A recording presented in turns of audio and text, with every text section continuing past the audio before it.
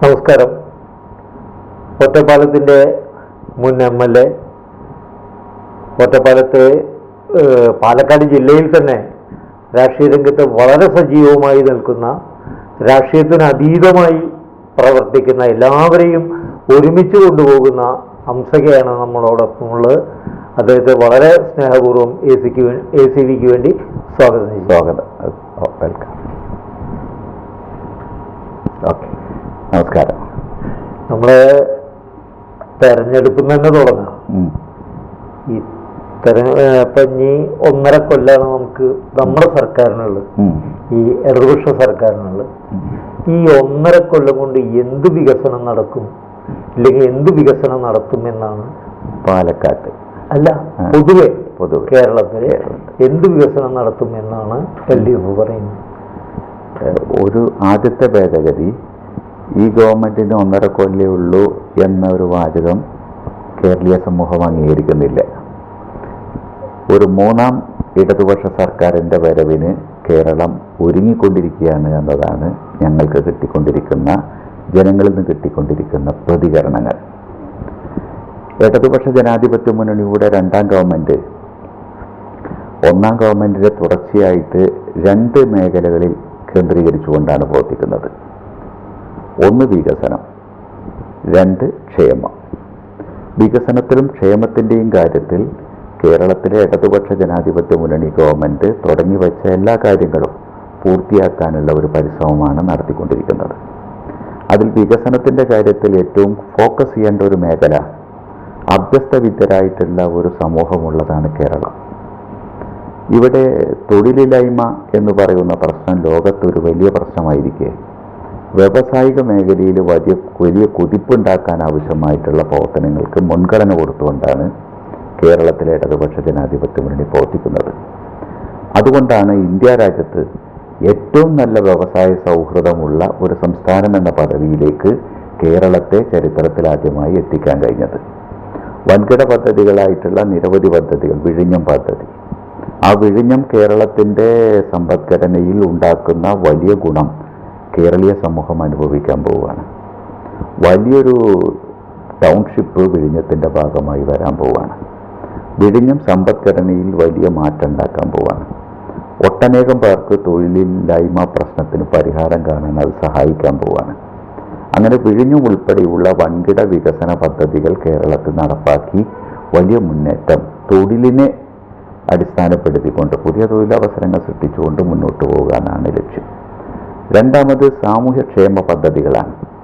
വളരെ സാമ്പത്തികമായ ബുദ്ധിമുട്ടെല്ലാം ഉണ്ടെങ്കിലും പെൻഷൻ 2500 രൂപയാക്കി സാമൂഹ്യക്ഷേമ പെൻഷൻ മാറ്റുക ഉൾപ്പെടെ നിരവധി ക്ഷേമ പദ്ധതികൾ പുതുതായി ആവിഷ്കരിച്ച് നടപ്പാക്കാനുള്ള യത്നവുമായിട്ടാണ് ഇടതുപക്ഷ ജനാധിപത്യ മുന്നണി പോകുന്നത്. മാത്രമല്ല, സ്ത്രീകൾക്ക് ഒരു 1000-ഓ 2000-ഓ രൂപ ഒരു പ്രത്യേക അലവൻസായിട്ട് എല്ലാ സ്ത്രീകൾക്കും, പെൻഷന് പുറമേ അല്ല, പെൻഷൻ കിട്ടാത്തവർക്ക് ദാരിദ്ര്യരേഖയ്ക്ക് താഴെയുള്ള പെൻഷൻ കിട്ടാത്ത, പുതിയ ജോലിക്കൊന്നും പോകാത്ത ഒട്ടനേകം സ്ത്രീകളുണ്ട്. അവർക്കൊരു പോക്കറ്റ് മണി എന്ന രൂപത്തിൽ 1000 രൂപയെങ്കിലും കൊടുക്കുന്ന ഒരു പദ്ധതിക്കും ഇടതുപക്ഷ ജനാധിപത്യ മുന്നണി വിഭാവനം ചെയ്തിരിക്കുകയാണ്. അത് കേരളത്തിലെ ഒരു രാഷ്ട്രീയ മുന്നണിയും ഇതുവരെ ചിന്തിക്കാത്ത ഒന്നാണ് ഇടതുപക്ഷ ജനാധിപത്യം മുന്നണി നടപ്പാക്കാൻ പോകുന്നത്. വികസനവും ക്ഷേമത്തിൻ്റെയും കാര്യത്തിൽ കേരളം മുന്നോട്ട് പോകും. അതിന് കേരളീയ സമൂഹം അംഗീകാരം തരും. ഒരു 3ാം ഇടതുപക്ഷ സർക്കാർ കേരളത്തിൽ അധികാരത്തിൽ വരും. നമ്മളൊരു വികസന പ്രവർത്തനങ്ങളെ കുറിച്ചൊക്കെ പറയുമ്പോഴും പ്രധാനമായിട്ട് ആരോഗ്യ രംഗമാണ്. നമ്മുടെ പാലക്കാട് ഒരു മെഡിക്കൽ കോളേജ് ഉണ്ട്. ആ മെഡിക്കൽ കോളേജിൻ്റെ സ്ഥിതി വളരെ ദയനീയമാണ് ഇപ്പോഴും. അതിന് ഇടതുപക്ഷ ഗവൺമെൻറ് അല്ലെങ്കിൽ ഇടതുപക്ഷ സംവിധാനം എന്താണ് ചെയ്തിട്ടുള്ളത്? പാലക്കാട് മെഡിക്കൽ കോളേജ് എന്ന് പറയുന്നത് പട്ടികജാതി പട്ടികവർഗ വകുപ്പിൻ്റെ ഫണ്ട് ഉപയോഗിച്ചുകൊണ്ട് ആരംഭിച്ചതാണ്. ആരോഗ്യ വകുപ്പിൻ്റെ നേതൃത്വത്തിലുള്ള പിന്തുണയോടുകൂടി മാത്രമാണ് മെഡിക്കൽ കോളേജ് മുന്നോട്ട് പോകാൻ കഴിയുക. ആരോഗ്യ വകുപ്പിനെയും പട്ടികജാതി പട്ടികവർഗ പിന്നോക്ക വിഭാഗ വകുപ്പിനെയും കൂട്ടിയിണക്കിക്കൊണ്ട് അതിനെ വളരെ നല്ല നിലയിൽ കൊണ്ടുപോകാൻ ആവശ്യമായ ഒരു സിസ്റ്റം കേരളത്തിലെ സർക്കാർ രൂപീകരിച്ചു കഴിഞ്ഞിട്ടുണ്ട്. ആ ആ കേരളത്തിലെ സർക്കാർ രൂപീകരിച്ച ആ സിസ്റ്റത്തിൻ്റെ ഭാഗമായി മെഡിക്കൽ കോളേജ് ഇപ്പോൾ IP ആരംഭിച്ചു കഴിഞ്ഞു. കെട്ടിടങ്ങൾ നിരവധി എണ്ണം വന്നു കഴിഞ്ഞു. കേരളത്തിലെ ഏറ്റവും ശ്രദ്ധേയമായ മെഡിക്കൽ കോളേജുകളിൽ ഒന്നാക്കാൻ ആവശ്യമായ ഒരു ഡെവലപ്മെൻറ്റ് ആക്ഷൻ പ്ലാൻ കേരളത്തിലെ സർക്കാർ തയ്യാറാക്കി. ആ ആക്ഷൻ പ്ലാനിൻ്റെ അടിസ്ഥാനത്തിൽ വളരെയധികം നല്ല മുന്നേറ്റങ്ങൾ മെഡിക്കൽ കോളേജിൽ ഇപ്പോൾ ഉണ്ടായിക്കൊണ്ടിരിക്കുകയാണ്. അതിൻ്റെ ഗുണങ്ങൾ നമ്മൾ അനുഭവിക്കാൻ പോവുകയാണ്. ഇതും കടലാസിലൊതുങ്ങും? ഒരിക്കലും ഒതുങ്ങിയില്ല. ഇടതുപക്ഷം പറഞ്ഞ ഒന്നും കടലാസിൽ ഒതുങ്ങിയിട്ടില്ല എന്നുള്ളതാണ്. ഇടതുപക്ഷം പറഞ്ഞ എന്തെങ്കിലും ഒന്ന് കടലാസിലായിട്ടുണ്ടോ? കടലാസിൽ ഒതുങ്ങിയ ഒന്നും ഉണ്ടായിട്ടില്ല. എല്ലാം നടപ്പായിട്ടുണ്ട്. അപ്പോൾ ഞങ്ങൾ പറഞ്ഞു സമ്പൂർണ്ണ വൈദ്യുതീകരണം യാഥാർത്ഥ്യമില്ലേ? സമ്പൂർണ്ണ കുടിവെള്ളം ഞങ്ങൾ യാഥാർത്ഥ്യമാക്കാൻ പോയിക്കൊണ്ടിരിക്കുകയാണ്. അതിൻ്റെ ഭാഗമായുള്ള ഒട്ടേറെ പദ്ധതികൾ കേരളത്തിൽ നടപ്പാക്കിക്കൊണ്ടിരിക്കുകയാണ്. ഞങ്ങൾ നടപ്പാക്കാൻ ആഗ്രഹിച്ച ഒന്നാണ് ഒരു പഞ്ചായത്തിൽ ഒരു ഹയർ സെക്കൻഡറി സ്കൂൾ. നടപ്പായില്ലേ? 14 വയസ്സായ എല്ലാവർക്കും വിദ്യാഭ്യാസം ഞങ്ങൾ നടപ്പാക്കിയില്ലേ? +2 വരെയുള്ള വിദ്യാഭ്യാസം എല്ലാവർക്കും സൗജന്യമാക്കുക എന്ന ഇടതുപക്ഷ കാഴ്ചപ്പാട് നടപ്പായില്ലേ? ഞങ്ങൾ പറഞ്ഞ എന്താണ് നടപ്പാക്കാതിരുന്നിട്ടുള്ളത്? ഞങ്ങൾ പറഞ്ഞതെല്ലാം നടപ്പാക്കിയ ഒരു അനുഭവമാണ് ഇടതുപക്ഷത്തിൻ്റെ ചരിത്രത്തിലുള്ളത്. അതുകൊണ്ട് തന്നെയാണ് ഇടതുപക്ഷത്തിൻ്റെ ഗ്രാഫ് ഉയർന്നത്. ആ ഇടതുപക്ഷത്തിൻ്റെ ഗ്രാഫിനെ ഇനിയും ഉയർത്താനാണ് ഞങ്ങൾ ശ്രമിക്കുന്നത്. പക്ഷെ ഇതൊക്കെ പറയുമ്പോഴും ഇടതുപക്ഷം അല്ലെങ്കിൽ CPM ഈ നയങ്ങളിൽ നിന്ന് വ്യതിചലിക്കുന്നുണ്ടോ എന്നൊരു സംശയം സാധാരണ ജനങ്ങളിലുണ്ടായിട്ടുണ്ട്. കാരണം സാധാരണ ജനങ്ങൾ വിശ്വസിക്കുന്നുണ്ട് വെച്ച് കഴിഞ്ഞാൽ കുറേ കാലം CPMനകത്ത് നിന്ന് പ്രവർത്തിച്ച് പാരമ്പര്യമുള്ള ആളുകളാണ് അതാത് സ്ഥാനങ്ങളിൽ വരും എന്നുള്ളതാണ്. പക്ഷെ ഇന്നലെ വരെ മറ്റൊരു പാർട്ടിയിൽ പ്രവർത്തിച്ച് ഇന്ന് ഒരു സുപ്രഭാതത്തിൽ ഇങ്ങോട്ട് വന്ന CPMലേക്ക് വന്ന ആളെ സ്ഥാനാർത്ഥിയാക്കുന്ന ഒരു സംവിധാനം CPMനുണ്ടായി. അപ്പോൾ CPMന് എന്താ ആളെ കിട്ടായ ഉണ്ടായിട്ടുണ്ടോ? CPIM സങ്കുചിതല്ല. വളരെ വിശാലമായ മനസ്സുള്ളവരാണ് CPIM എല്ലാ അധികാര പദവിയും എല്ലാ ചിന്തകളും എല്ലാ പ്രവർത്തനങ്ങളും നടത്താനുള്ള ശേഷി മുഴുവൻ CPIMൻ്റെ നേതാക്കന്മാർക്കും പ്രവർത്തകർക്കും മാത്രമാണ് എന്ന വിശ്വാസം ഞങ്ങൾക്കില്ല. സമൂഹത്തിൽ ഒരുപാട് കഴിവുള്ള വ്യക്തികളുണ്ട്.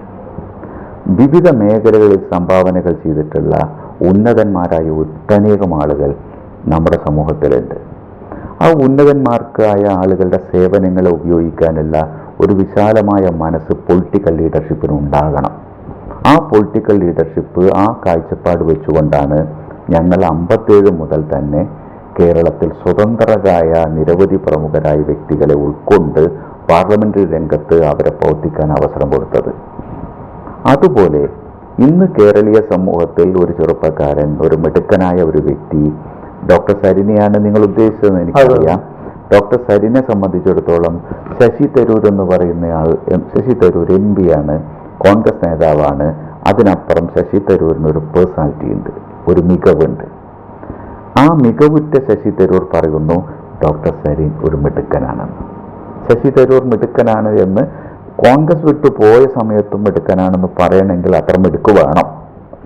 നമ്പർ 2, രാഷ്ട്രീയത്തിന് അതീതമായ അഭിപ്രായങ്ങൾ പറയാൻ ധൈര്യം കാണിക്കുന്ന ഒരു നേതാവാണ് മുരളീധരൻ.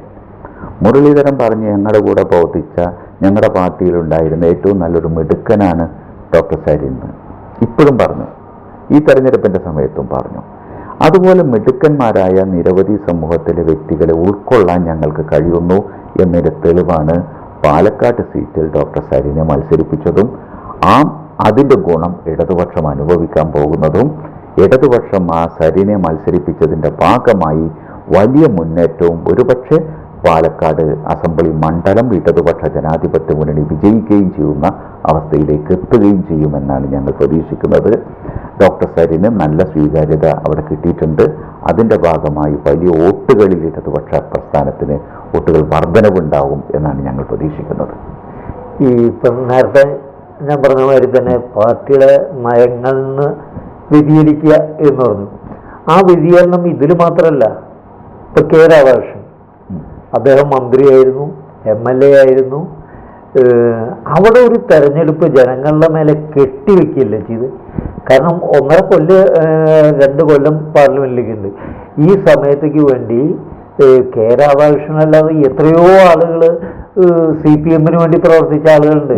എന്നിട്ടും എന്തുകൊണ്ട് രാധാകൃഷ്ണൻ? ഒന്ന്, CPM നയങ്ങളുടെ വ്യതിയാനം ഇല്ല എന്നുള്ളതിൻ്റെ തെളിവാണ് ഞാൻ ഡോക്ടർ സരിൻ്റെ കാര്യം തന്നെ പറഞ്ഞത്. 57 മുതൽ കമ്മ്യൂണിസ്റ്റ് പാർട്ടിയുടെ രൂപീകരണ കാലഘട്ടം മുതൽ തന്നെ സ്വതന്ത്രന്മാരും കഴിവുറ്റവരും ഉൾക്കൊള്ളാനുള്ള ഒരു മനസ്സ് കമ്മ്യൂണിസ്റ്റ് പാർട്ടിക്ക് ഉണ്ടെന്നും അവരെ ഉൾക്കൊണ്ടുകൊണ്ട് പാർലമെന്ററി ഡെമോക്രസിയെ ഉപയോഗപ്പെടുത്തി അവരുടെ കഴിവിനെ ഉപയോഗിച്ച് പോകണം എന്നുള്ള കാഴ്ചപ്പാടാണ് ഞങ്ങൾ അക്കാര്യത്തിൽ സ്വീകരിച്ചത്. അത് നയവ്യതിയാനമല്ല, ഇടതുപക്ഷ നയത്തിൻ്റെ പ്രായോഗികമായ വശമാണത് എന്നതാണ് ഒന്ന്. രണ്ടാമത്, കെ രാധാകൃഷ്ണനെ ഞങ്ങൾ ആലത്തൂരിൽ മത്സരിപ്പിക്കുന്നത് നയവ്യതിയാനമല്ല. കാരണം പാർലമെന്റിൽ ഞങ്ങൾ കഴിഞ്ഞ പാർലമെന്റിൽ 156ഓളം MP-മാരെയാണ് സസ്പെൻഡ് ചെയ്യപ്പെട്ടത് മോഡിയുടെ ഭരണകാലത്ത്. അവിടെ ഒരു 156 MP-മാർ പാർലമെന്റിൽ സസ്പെൻഡ് ചെയ്യപ്പെടുകയാണ്. പാർലമെന്റിനകത്ത് ശബ്ദിക്കാൻ ആർക്കും അവസരം കൊടുക്കാതിരിക്കുകയാണ്. ഇത്തരം ഒരു സന്ദർഭത്തിൽ ഇന്ത്യൻ പാർലമെന്റിലേക്ക് പോകാൻ ഒരു സീനിയർ നര ആവശ്യമായി വന്നു. ഇന്ത്യൻ പാർലമെന്റിൽ നന്നായിട്ട് ഇടപെടാൻ പറ്റുന്ന ഒരു നേതൃനിര വേണം. അത് ഇടതുപക്ഷത്തിൻ്റെ നിരവാണ്.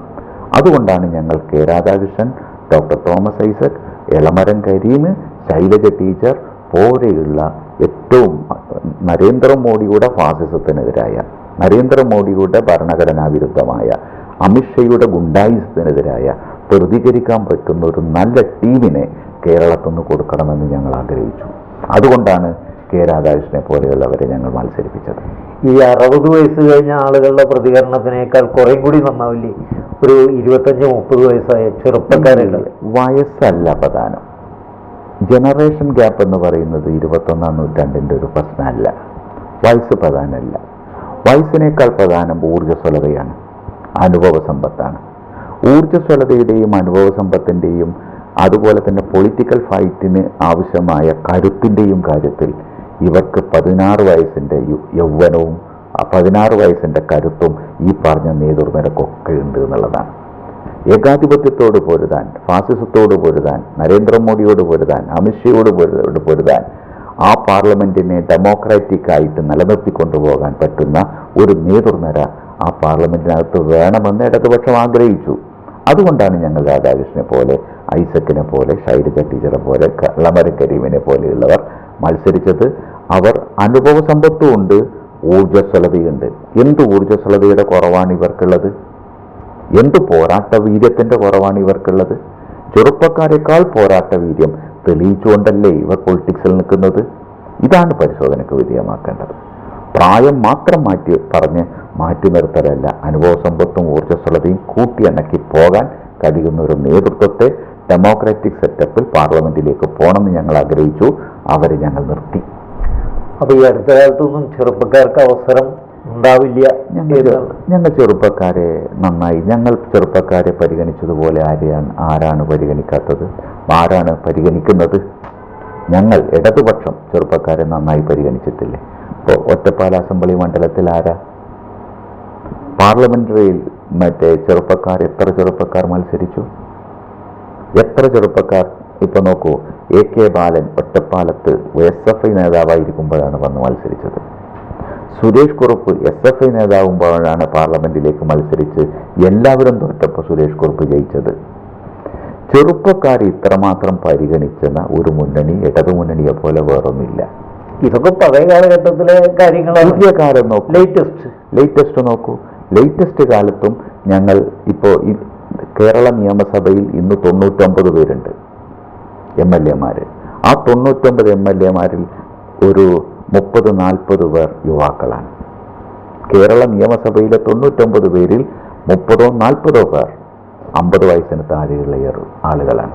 40 വയസ്സിന് താഴെയുള്ളവർ ഒരു 10-35 പേര് വരും. യുവാക്കളുടെ നിരയാണ് ഞങ്ങൾ നിയമസഭയിലേക്ക് മത്സരിപ്പിച്ച് ജയിപ്പിച്ചത്.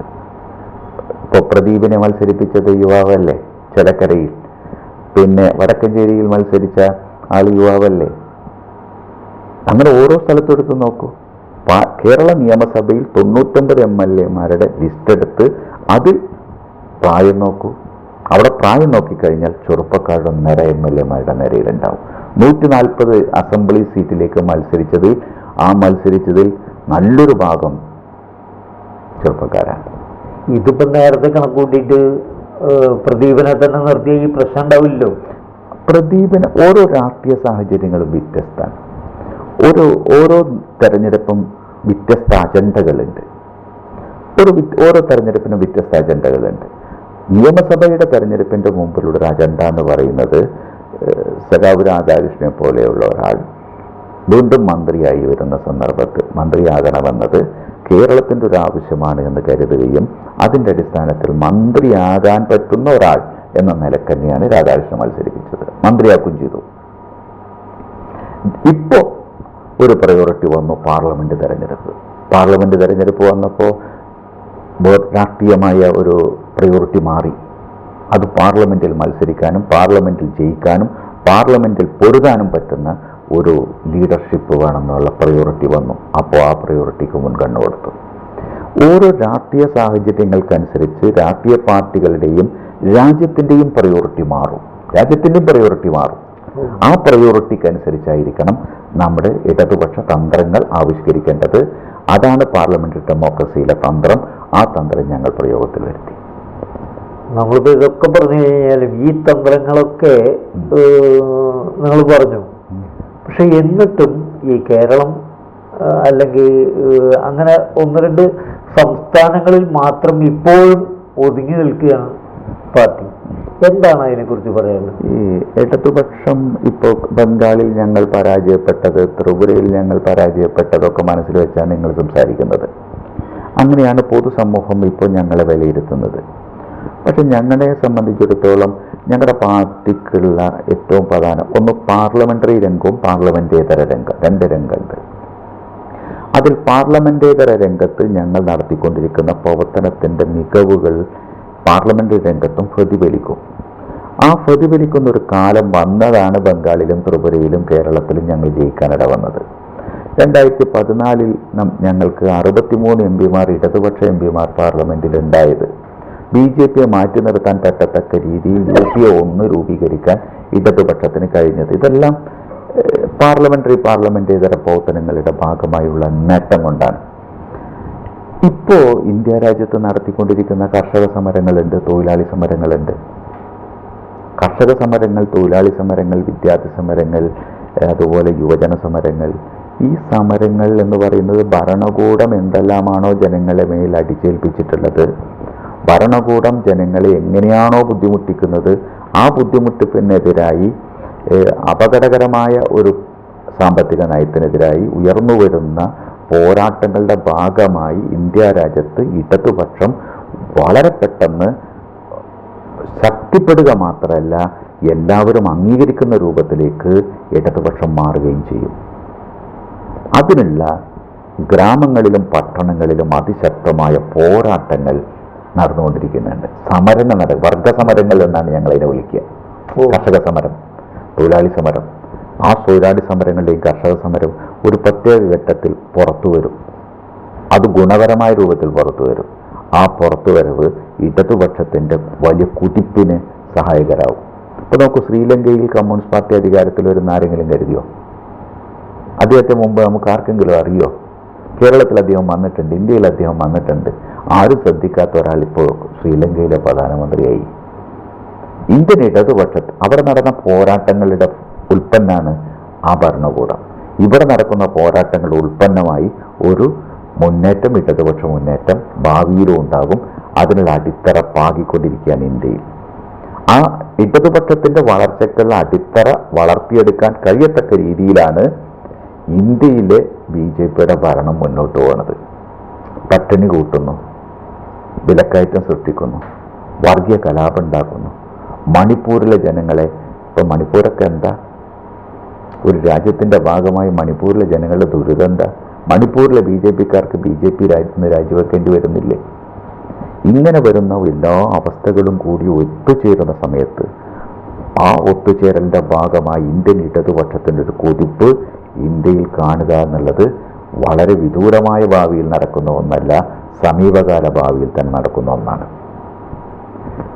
ഈ നമ്മളിപ്പോൾ വൃശ്ചിക മാസമാണ്, ശബരിമല കാലഘട്ടമാണ്. കഴിഞ്ഞ കാലങ്ങളിലൊക്കെ തന്നെ ഒരുപാട് വിവാദങ്ങൾ ഉണ്ടായതാണ് ശബരിമല ദർശനവുമായി ബന്ധപ്പെട്ടിട്ട്. ഇത്തവണ എന്താണ് അവസ്ഥ? ഈ ശബരിമലയുമായി ബന്ധപ്പെട്ട് ഞങ്ങളുടെ പാർട്ടി എന്ന് പറയുന്നത് എല്ലാ മതവിശ്വാസികളുടെയും വിശ്വാസത്തെ ബഹുമാനിക്കുന്നവരാണ് ഞങ്ങൾ. ഏതൊരു വിശ്വാസിക്കും ആരാധനാലയങ്ങളിൽ പോകാനും അവിടെ ഭംഗിയായും വൃത്തിയായും അവരുടെ ആരാധന നടത്തിപ്പോകാനും ആവശ്യമായ എല്ലാ സൗകര്യങ്ങളും ഒരുക്കുക എന്നുള്ളത് ഞങ്ങൾ ആഗ്രഹിക്കുന്നു. കേരളത്തിലെ ഇടതുപക്ഷ ജനാധിപത്യ മുന്നണി ഗവൺമെൻറ് ഭക്തജനങ്ങളുടെ ഹൃദയവും മനസ്സും എന്തെന്ന് തിരിച്ചറിഞ്ഞ് ആഗ്രഹിക്കുന്ന ആളുകളാണ്. അങ്ങനെ പ്രവർത്തിച്ചിട്ടുണ്ട്. ഈ ശബരിമല സീസണിലും അത്തരത്തിൽ തന്നെ ഓരോ ശബരിമല ഭക്തൻ്റെയും സൗകര്യങ്ങൾ മനസ്സിലാക്കി വളരെ കൃത്യമായി അതിലിടപെട്ട് വളരെ നല്ല പ്ലാനിങ്ങോടുകൂടി ഒരു പ്രയാസങ്ങളും ഇല്ലാതെ കൈകാര്യം ചെയ്യാൻ മുഖ്യമന്ത്രി തന്നെ നിരവധി യോഗങ്ങൾ വിളിച്ചു ചേർത്തു, പരിശോധിച്ചു, അത് മോണിറ്റർ ചെയ്തു, പുതിയ ആക്ഷൻ പ്ലാനുകൾ ഉണ്ടാക്കി. ആ പുതിയ ആക്ഷൻ പ്ലാനുകളുടെ അടിസ്ഥാനത്തിൽ ഉള്ള പദ്ധതികൾ നടപ്പാക്കി. ശബരിമലയിലേക്ക് വരുന്ന ഇപ്പോൾ കേരളത്തിലെ ജനസംഖ്യയേക്കാൾ കൂടുതൽ ആളാണ് ശബരിമലയിൽ വരുന്നത്. കേരളത്തിലെ ജനസംഖ്യയേക്കാൾ കൂടുതൽ ആളുകൾ ശബരിമല എന്ന് പറഞ്ഞൊരു കേന്ദ്രത്തിലേക്ക് വരികയാണ്. ഒരു നിയന്ത്രണമില്ല. നമ്മൾ പാസൊന്നും ഏർപ്പെടുത്തുന്നില്ല. ഹജ്ജിന് വിസ കൊടുക്കുന്നത് പോലെ നിയന്ത്രണമൊന്നുമില്ല. നമ്മൾ നിയന്ത്രണം ഇല്ലാതെ വരികയാണ്. വരട്ടെ, വന്നവർക്ക് എല്ലാ സൗകര്യങ്ങളും ചെയ്യാൻ ആവശ്യമായ കൂടുതൽ ശാസ്ത്രീയമായ സംവിധാനങ്ങൾ ഏർപ്പെടുത്തിക്കൊണ്ട് കേരളത്തിലെ ഇന്ത്യയിലെയും ശബരിമല ഭക്തന്മാരുടെ, ഇന്ത്യക്ക് പുറത്തുള്ള ശബരിമല ഭക്തന്മാരുണ്ട്, ഇന്ത്യക്കകത്ത് മാത്രമല്ല, ഇപ്പോൾ സിംഗപ്പൂർ, മലേഷ്യ തുടങ്ങിയ രാജ്യങ്ങളിലെ, അതുപോലെ ശ്രീലങ്ക, നേപ്പാൾ തുടങ്ങിയ രാജ്യങ്ങളിലെ ഒരുപാട് ശബരിമല ഭക്തന്മാരുണ്ട്. അവിടുത്തെ ഗവൺമെൻറ്റുകളുമായിട്ടൊക്കെ ആശയവിനിമയമുണ്ട്.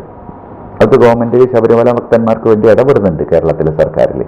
അവരുടെ എല്ലാ അഭിപ്രായങ്ങളും കൂടി പരിഗണിച്ചുകൊണ്ട് എല്ലാ ശബരിമല ഭക്തന്മാരുടെയും വികാരത്തിനനുസരിച്ച് അവരെ മനസ്സിന് മുറിവേൽപ്പിക്കാതെ അവരെ ബഹുമാനിച്ച് ആദരിച്ച് ഞങ്ങൾ ശബരിമല സീസൺ ഇത്തവണയും ഭംഗിയായി കൈകാര്യം ചെയ്യാൻ ഞങ്ങൾക്കാകും എന്ന കോൺഫിഡൻസ് ആണുള്ളത്.